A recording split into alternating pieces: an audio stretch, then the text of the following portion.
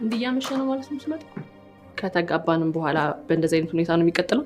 ምን አብረን እያመሸን ስለየብቻ ኖረን የለ?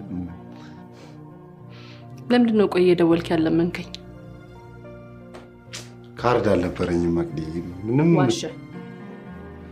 እናቴ ትሙት እንዳትል። ቆይ ስመጣ እንኳን እንደዚህ ብቻ ነው ማለት ነው የምትቀበለኝ? እኔ እኮ እስካሁን መምጣትሽን እራሱ አላመንኩም።